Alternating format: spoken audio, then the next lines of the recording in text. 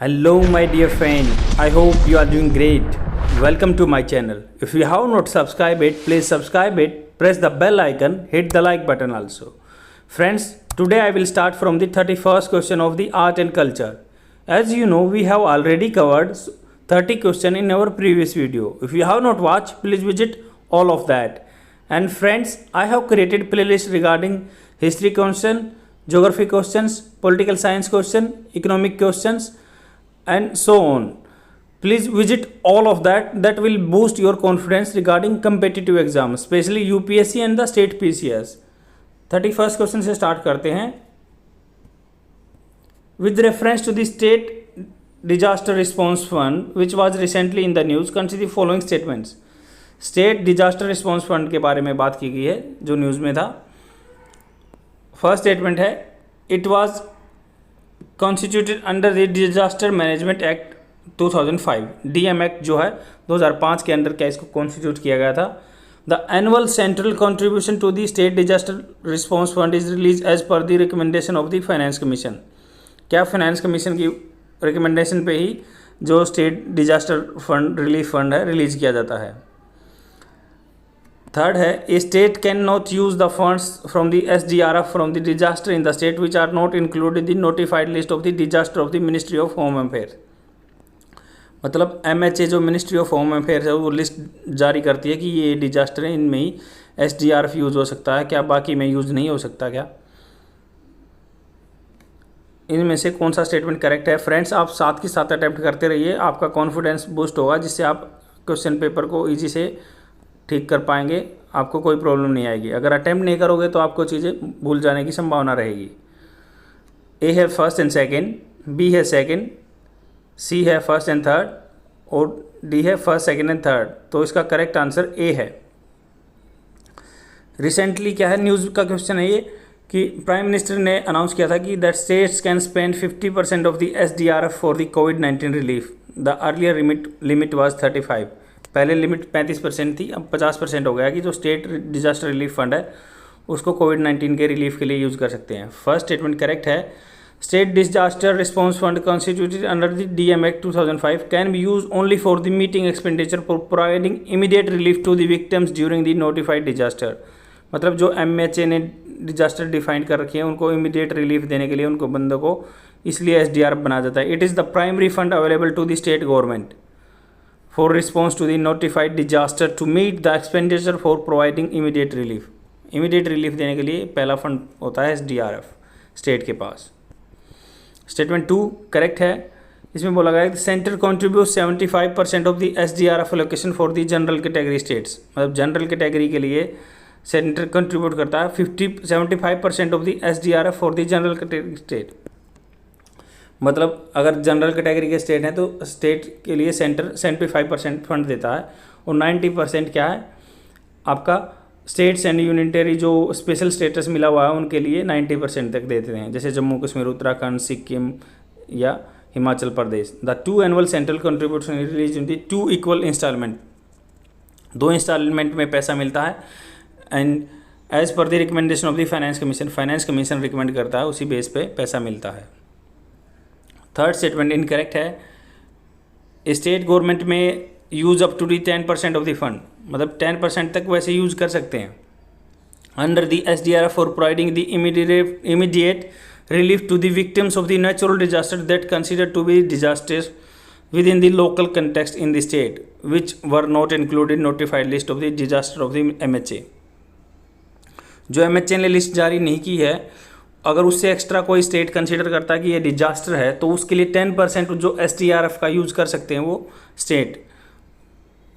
और disaster covered under the SDRF, जो SDRF के अंदर disaster cyclone, drought, earthquake, fire, flood, tsunami, hail storm, landslides, avalanche, cloud burst, pest attack, frost, cold waves. तो यही आपके MHA ने लिस्ट जारी कर रखी है, उसमें डिजास्टर में काउंट होते हैं. कोविड-19 कोई डिजास्टर में काउंट नहीं था, बट उसके लिए सेंटर ने अप्रूव कर दिया था कि हम 50% तक एसडीआरएफ का स्टेट यूज़ कर सकते हैं रिलीफ देने के लिए आदमी को. नेक्स्ट क्वेश्चन देखते हैं. 32 question. Which among the following literary works was or were not written in the Sanskrit originally, Sanskrit में नहीं लिखे गए थे। फर्स्ट वन है गाथा कोसा, ये लिटरेचर क्या संस्कृत में नहीं लिखा गया था। And the second one is Vashishtha Siddhanta, and third one is Tirukkural, and fourth one है जाम्बोती कल्याणा। तो इनमें से कौन सा पहले संस्कृत में नहीं लिखा हुआ था, करेक्ट आंसर बताना है इनमें से कौन सा है। ए है थर्ड ओनली, बी है फर्स्ट एंड सेकंड, सी है फर्स्ट एंड थर्ड, डी है थर्ड एंड फोर्थ। तो इसका सॉल्यूशन सी है। फर्स्ट स्टेटमेंट करेक्ट है कि गाथा कोसा आल्सो नोन एज दी गाथा सपत्स्ती, गाथा सपत्स्ती बोलते हैं, is ancient collection of the Indian poems in the Maharashtri प्राकृतिक लैंग्वेज। तो गाथा कोश जो है या गाथा सपत्स्ती बोलते हैं, गाथा सपत्स्ती, तो उसका मतलब है कि ये महाराष्ट्र लैंग्वेज, महाराष्ट्र में प्राकृतिक लैंग्वेज में पोएम लिखी गई थी, पुरानी है जो Indian poem. Second statement incorrect है। Vashishtha Siddhanta is one of the 5 Siddhanta written by the Varahamihira. Vashishtha Siddhanta तो वराहमिर द्वारा लिखे गए थे। Who wrote compose the Pancha Siddhantika, Pancha Siddhantika उसने 5 सिद्धांत दिए थे। It was originally written in the Sanskrit, it deals with the astronomy.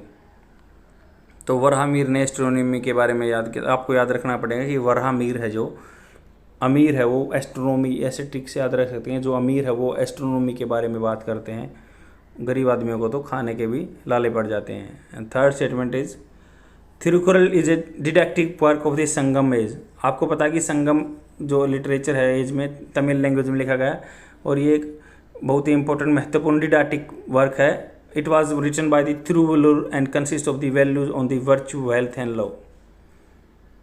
Fourth statement incorrect है। Jambavati Kalyana is a book written by the Krishna Deva Raya of the Vijayanagara empire.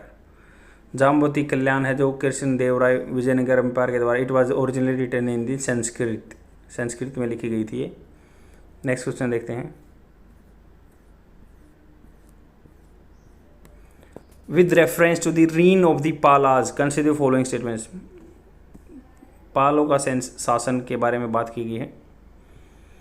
First statement है their rule is known as the golden era in the history of Bengal. Bengal की history में इसको golden era बोलते हैं। Second statement है their relation with the south east Asia were the tense due to expensive policy of the Dharmapala. क्या उनके south Asia के साथ मतलब स्ट्रेन थे, रिलेशन में टेंस थी। थर्ड वन है the university at Nalanda was founded by the Pala rural. जो नालंदा यूनिवर्सिटी है क्या पाला रूरल के द्वारा फाउंड की गई थी। The king adopted the title of the Adivaraha as the devotee of the Vishnu. जो किंग को अधिवरा बोलते थे क्योंकि वो डिवोटी ऑफ विष्णु के थे। इनमें से कौन सा इनकरेक्ट स्टेटमेंट है, आपको ये ध्यान रखना है कि करेक्ट पूछा गया है या इनकरेक्ट पूछा है। तो ए है फर्स्ट थर्ड फोर्थ इनकरेक्ट है, बी है सेकंड थर्ड फोर्थ, सी है फर्स्ट सेकंड फोर्थ और डी है सेकंड एंड थर्ड। तो इसका सॉल्यूशन बी है। The Pala empire was founded by the Gopala in the around 750 AD it and was the main center in the eastern India for a couple of centuries. First statement correct है। The Pala period is known as the golden era in the history of Bengal. Pala period को golden era कहते हैं, ये ठीक है। Second statement incorrect है। Their relation with the south east Asia was very good, bad नहीं थे, गुड थे। Trade prospered which brought some prosperity in the Pala territory as well. The relation were not only economical but cultural relation भी थे हमारे, economical अकेले नहीं थे।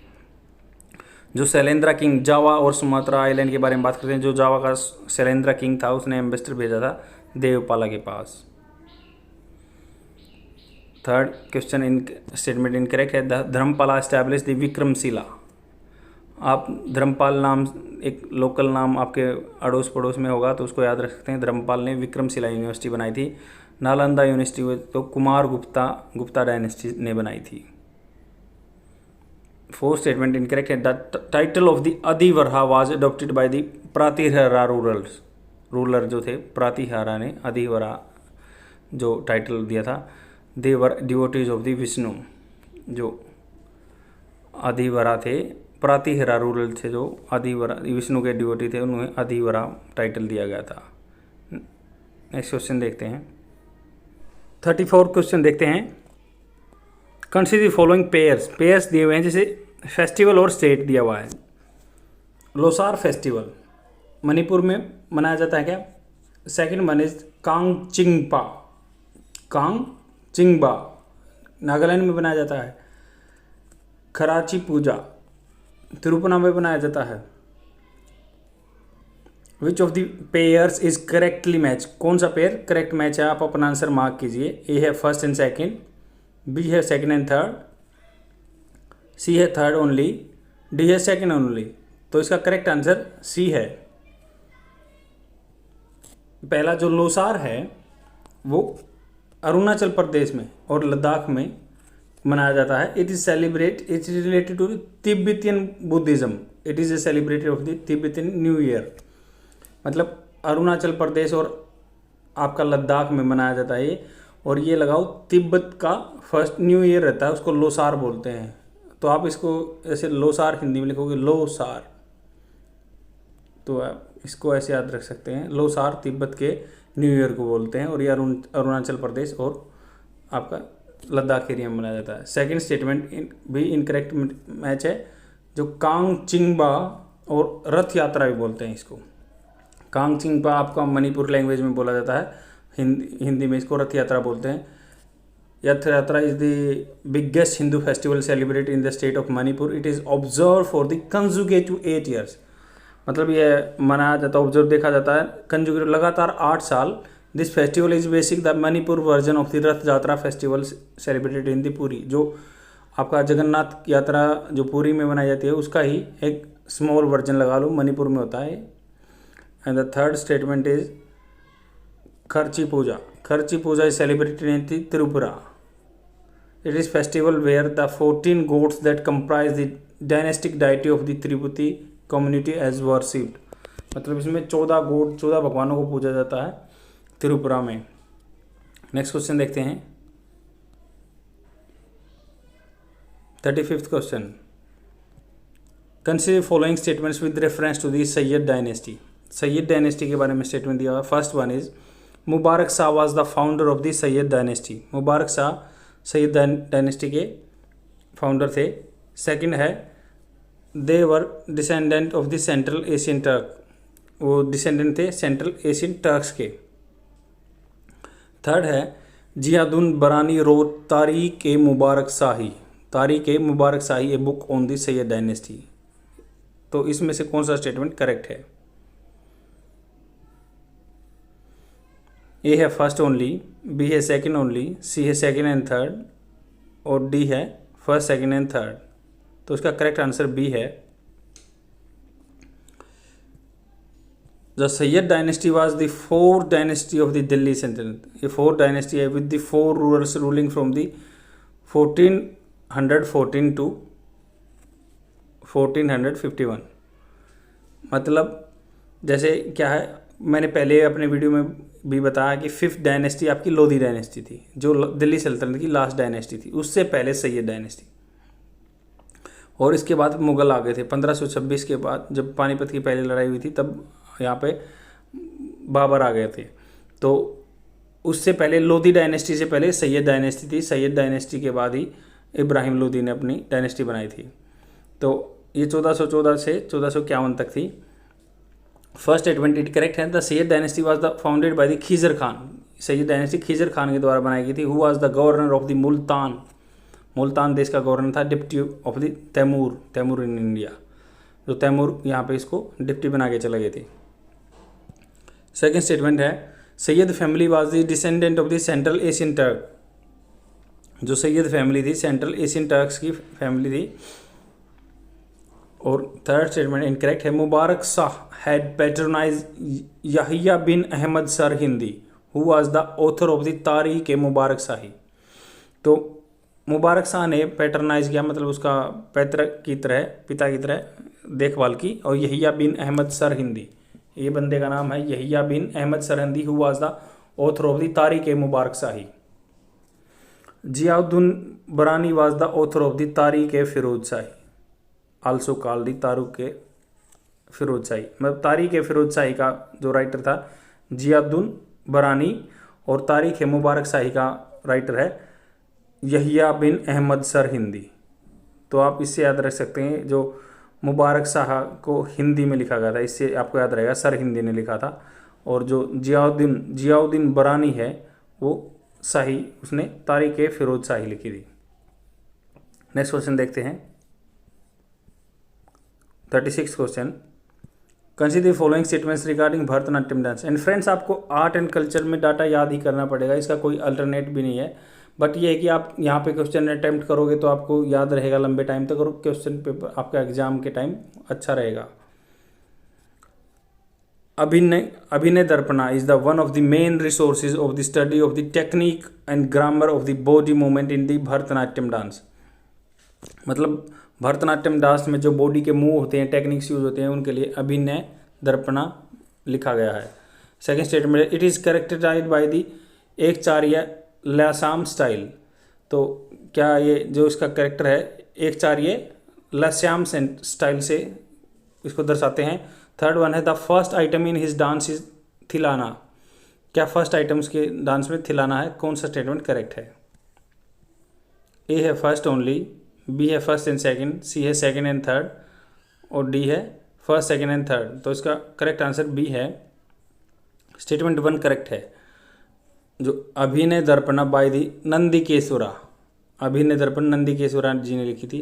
तो नंदी, जैसे आप जो मान लो बैल को बोलते हैं नंदी, तो उससे याद रखेगा कि अभिनय नंदी नाटक कर रहा था, अभिनय कर रहा था, इस ट्रिक से आप इसको याद रख सकते हैं। Is the one of the main sources of the textual material, मतलब वहाँ से ही ये टेक्स्ट लिया गया। For the study of the technique and grammar of the body movement in the Bharatanatyam dance. Bharatanatyam dance में नंदीकेश्वरा ने जो अभिनय दर्पणा लिखी है उससे ही इसके मेन कैरेक्टर लिए जाते हैं।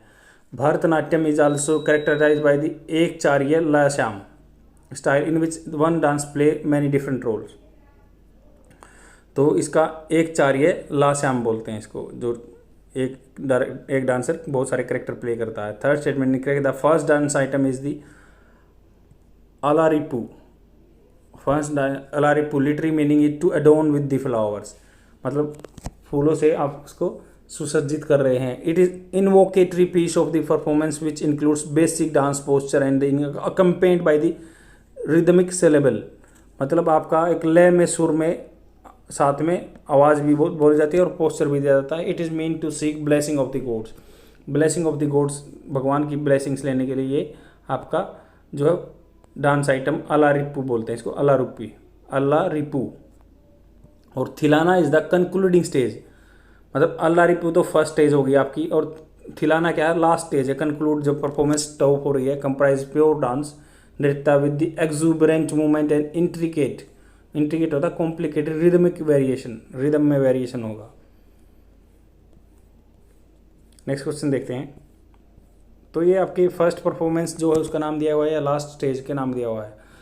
तो 37 क्वेश्चन देखते हैं। With reference to the UNC United Nation Security Council resolution 1267, आपने न्यूज़ में देखा होगा सेक्शन कमेटी बनाई गई which is frequently in the news which consider the following statements. First statement है United Nation Security Council resolution 126 was adopted in 2016। जो United Nation Council जो resolution है 1267 क्या 2016 में अपनाया गया था। The committee under resolution 126 can designate a person as a global terrorist, इसको ग्लोबल टेररिस्ट डेजिग्नेट कर देती है। थर्ड वन है it can limit the movement of the terrorist through the travel bans, freezing of the assets, arm embargo. मतलब ये movement जो terrorist का travel bans, उस पर ट्रेवलिंग बैन लगा देते हैं, उसके एसेट्स हैं उसको फ्रीज कर देते हैं, आर्म एम्बार्गो, और उन पर आर्म एम्यूनिशन पे रोक लगा देते हैं। फोर्थ है any member of the security council can veto against the decision of the committee. तो इनमें से कौन सा स्टेटमेंट करेक्ट है? ए है सेकेंड ओनली, बी है फर्स्ट थर्ड फोर्थ, सी है सेकेंड एंड थर्ड, डी है फर्स्ट सेकेंड एंड थर्ड। तो इसका सॉल्यूशन सी है। United Nation Security Council has rejected all Pakistan request to list 4 Indians as designated terrorists under the its 126 committee for the counter terrorism sanction. मतलब United Nation में India के 4 बंदों को उन्होंने जो ग्लोबल टेररिस्ट घोषित करने की ये बोला था। तो अभी क्या है, जैसे मसूद अजहर को भी ये 1267 के अंडर बोला गया था, इंडिया उसको बोल रहा था कि इसको यूएन में ऐसे डेजिग्नेट करना चाहिए, पहले नहीं किया था, चाइना उसके लिए वीटो लगा दे रहा था। तो अभी शायद प्रोसीडिंग्स में है वो, उसको UNC 1267 के अंदर उसमें लगा दिया जाएगा। और फर्स्ट स्टेटमेंट इसका करेक्ट है। United Nation Security Council 126 was adopted unanimously, मतलब बिना कोई रोक टोक के सब ने पास कर दिया। 15 अक्टूबर 1999 को पास हुआ था। This committee oversee the implementation of section pursuant to the UNC resolution 1267 जो 99 में लगाई थी, जो 1989 2011 में लगाई थी, और 2253 जो 2015 में लगाई थी। आपको ये याद रखना पड़ेगा कि 1267 1999 में जब कारगिल वार हुआ था तब आप इससे याद रख सकते हैं, और जो 1989 है वो 2011 में, और 2253 2015 में। सेकेंड स्टेटमेंट करेक्ट है। Under the resolution of the 126 United Nation can designate a person और organisation as a global terrorist. Third भी करेक्ट है। It discuss the UN efforts to limit the movement of the terrorist specially related to the travelling bans, freezing of assets, arms embargo for the terrorism. Fourth statement incorrect है। इसमें बोला गया the security council consist of the 15 members, 5 permanent रहते हैं with veto power, 10 non permanent member रहते हैं। फिलहाल India non permanent member elect हो रखा है without veto power. Only permanent members can veto power against the decision of the committee. Veto power आपको पता ही कि परमानेंट 5 के पास है। और फ्रेंड्स, आप परमानेंट 5 के बारे में जानते हैं तो आप कमेंट में बताइए कि कौन कौन से P5 कंट्री हैं। ये आपके लिए टास्क है। 38 क्वेश्चन देखें। Consider following statements regarding musical instrument. Musical instrument के बारे में स्टेटमेंट दिया गया है। शहनाई इज ए सुशीरा वाद्य, मतलब शहनाई जो मान लो जिसे अपने वोकल लेंथ या मतलब हवा से बजाया जाता है उसको क्या है, सुशीर वाद्य बोलते हैं। सेकेंड है तात्या वाद्य इज द जनरल शैली of the solid instrument that do not require any tuning, जिनको तात्या वाद्य जिनको ट्यूनिंग की रिक्वायरमेंट नहीं है। एंड थर्ड वन इज घना vadya is the string instrument which of the above statement incorrect पूछा गया है। तो कौन सा स्टेटमेंट इनकरेक्ट है? ए है फर्स्ट एंड सेकेंड, बी है सेकेंड एंड थर्ड, सी है फर्स्ट एंड थर्ड, और डी है फर्स्ट सेकेंड एंड थर्ड। तो इसका सॉल्यूशन बी है। सुशीर वाद्य और the wind instruments the sound is produce by the blowing air, मतलब उसमें फूंक मारने से आपकी आवाज़ आएगी, उसको सुशीर वाद्य या विंड इंस्ट्रूमेंट बोलते हैं। Into a hollow column for example flute, shehnai और पुंगी आपके सुशीर वाद्य हैं। तात्या वाद्य क्या है? स्ट्रिंग इंस्ट्रूमेंट रहते हैं जिसमें तार से आप खींच के आवाज़ निकालते हो। Sound is produce by the variation of the string, vibration of the string. And the example veena, sitar आपके तात्या वाद्य हैं। तो तार से तात्या याद रख सकते हो, और आपके अगर एयर ब्लो करते हो तो उससे सुशीर वाद्य बोलते हैं, मतलब सुर निकलते हैं, इससे आप ट्रिक से याद रख सकते हो। Ghana vadya is the genre of the solid instrument that do not require any tuning. Solid instrument जिनको ट्यूनिंग की जरूरत नहीं है, जैसे they are also called idiophone instrument. Example of ghana vadya are the मंजीरा, जल तरंग, कंचतरंग, झांझ, खरताल ETC, जिनमें आपको ट्यूनिंग की जरूरत नहीं होती है, उनको घना वाद्य बोलते हैं। नेक्स्ट क्वेश्चन देखते हैं। 39 question. Consider following dynasty of the ancient India. Ancient India की डायनेस्टी के बारे में बात की है। Parthians, Greeks, Kushan, Sakas. तो what is the chronological order, मतलब इनको क्रमानुसार लगाना है। When which dynasty but build their empire in the Indian subcontinent, मतलब पहले कौन आया, उसके बाद कौन आया, इसके बाद कौन आया। पहले दिया पार्थियंस, ग्रीक्स, कुषाण, साकाज। तो अपना आंसर मार्क कीजिए, कौन सा किस क्रम में इंडिया में एस्टैब्लिश हुआ था। 2143, बी है 3142, 2413, डी है 3412। तो इसका सॉल्यूशन सी है। जैसे सीरीज ऑफ इन्वेजन हुए, अटैक हुए 200 BC के आसपास, तो आप ऐसे लगा सकते हैं कि बिफोर क्राइस्ट जो जन्म था उसका 200 साल पहले से ये अटैक हो रहे हैं। और Greeks were the first invade India, तो आप इससे याद रख सकते हैं ग्रीक्स जिन्होंने पहले इंडिया में सबसे पहले अटैक किया। दे वर कॉल्ड इंडो ग्रीक और the Bactrian Greeks. At the beginning of the 2nd century BC, Indo Greeks occupied a large part of the north waste India. North west India पे, north में जैसे आपका राजस्थान, गुजरात है north western India में, तो much larger than the conquered by the Alexander. Alexander ने उससे तो कम किया था, इनसे ज़्यादा ग्रीक ने किया था। इनको इंडो ग्रीक या बैक्टीरियन ग्रीक्स भी बोलते हैं। साकाज फॉलोड दी ग्रीक, साकाज के बाद उसके ग्रीक्स के बाद साकाज आए, और उसके बाद कंट्रोल है much larger part of the Greek, मतलब जो ग्रीक ने अधिकरण कर रखा था उससे ज़्यादा कर लिया। Sakas domination in the north west of India was followed by the Parthians. पहले आपके ग्रीक्स आए, फिर साकाज आए, फिर पार्थियंस आए. They control only a small portion of the northern India when compared with the Greeks and Sakas. Both Parthians and Sakas ruled over the parallel lines for the same time. मतलब जो Parthian हैं and साकाज parallel में rule किया उन्होंने. पहले तो Greeks हैं, फिर आपके साकाज आ गए, तो इन्होंने पैरेलल में ही रूल किया है जो आपके पार्थियंस हैं. And Parthians were followed by the Kushan. Kushan बाद में है. Almost the entire north India was brought under the rule of the Kushan. Next question देखते हैं. 48th क्वेश्चन. Consider the following statements with respect to the Kannada literature. Kannada literature के बारे में statement है. पाम्पा, पौना, रन्ना आर दी रत्नात्रय और 3 gems of the Kannada literature. तो यह कन्नड़ा लिटरेचर के 3 जेम्स हैं. सेकंड है Ranna is considered to be the father of the Kannada literature. Ranna को लिटरेचर का फादर कहा जाता है. Third one is greatest poetic work of the Kannada literature Adi Purana Vikrama जीवा Vijaya was written by the Ranna. क्या ये जो आदि पुराना और विक्रमा जीवा विजया है जो राणा के द्वारा लिखी गई थी. कौन सा स्टेटमेंट करेक्ट है, आप अपना आंसर मार्क कीजिए. ए है फर्स्ट ओनली, बी है फर्स्ट एंड सेकंड, सी है सेकंड एंड थर्ड, डी है फर्स्ट एंड थर्ड. तो इसका करेक्ट सॉल्यूशन ए है. इसमें बोला गया पंपा, पौना एंड राणा रत्नत्रय और 3 gems of the Kannada literature. Pampa, Ponna, Ranna. Second statement incorrect है. Pampa is known to be the father of the. Pampa P से पापा बनता है, तो आप इसे याद रख सकते हैं. Father of the Kannada literature है. He was in the court of the king Arikesari of the Chalukya dynasty. तो अरिकसेरी के चालुक्य डायनेस्टी के ये रहने वाले थे. थर्ड स्टेटमेंट इनकरेक्ट है. आदि पुराना एंड विक्रमा जीवा Vijaya were poetic works are composed by the Pampa.